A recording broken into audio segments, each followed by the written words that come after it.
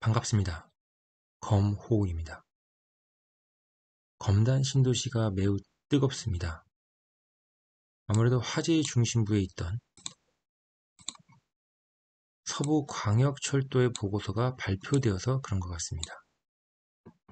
사실 검단 신도시는 서울의 훈풍이 전해지기도 전에 6월 28일 감격적인 지하철 1호선 연장이 개통되어 축포를 쏠 시간이었습니다.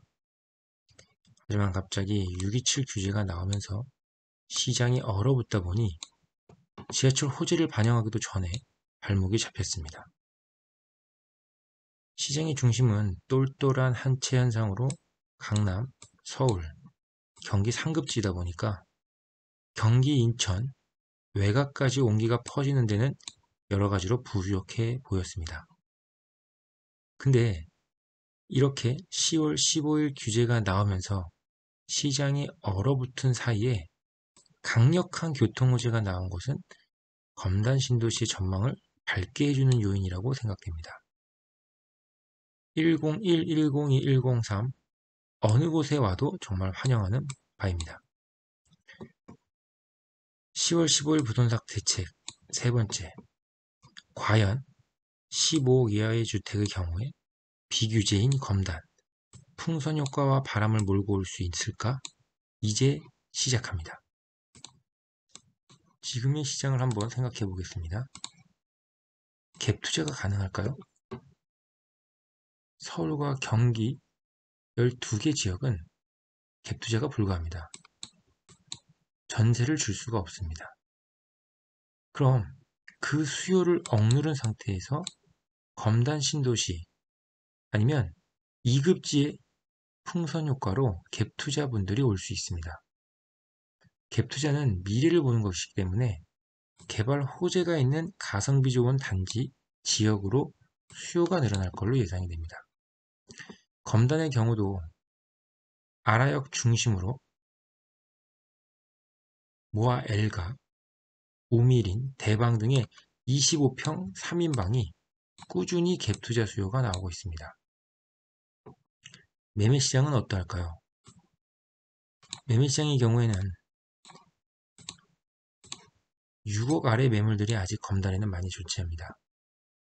정책 대출은 6억이 매우 중요한 가격대입니다. 따라서 신혼부부나 생애 최초 수요들이 들어올 가능성은 매우 높아졌다고 보여집니다.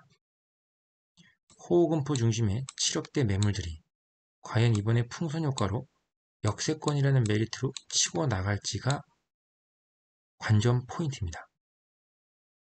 신검단 중앙역 단지들 제우스의 경우에는 현재 풍경채와 힐스는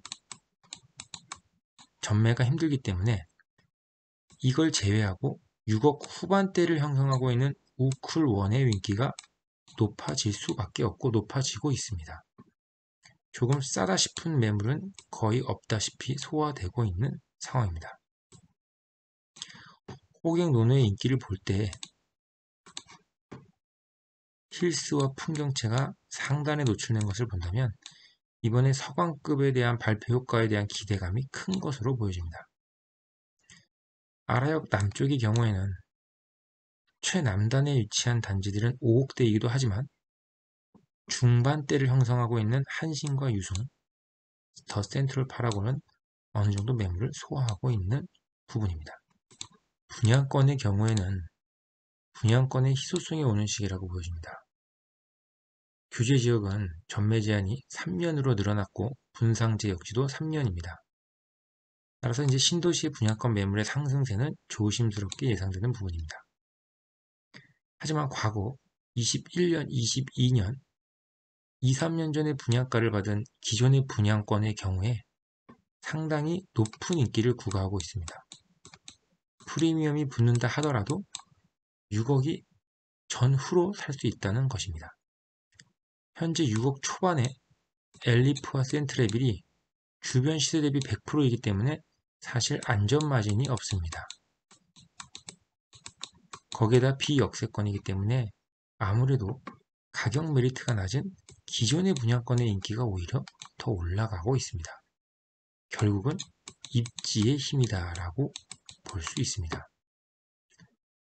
아무리 분상제를 하더라도 6억 초반의 검단 신도시, 6억 후반의 김포 풍무지구는 건설사가 분양할 수 있는 마지노선이다 라고 보여집니다. 즉 앞으로는 이 이하로 6억, 7억 아래로 나오기는 힘들다 라고 볼 수 있습니다. 분양시장의 경우에는 어떠합니까?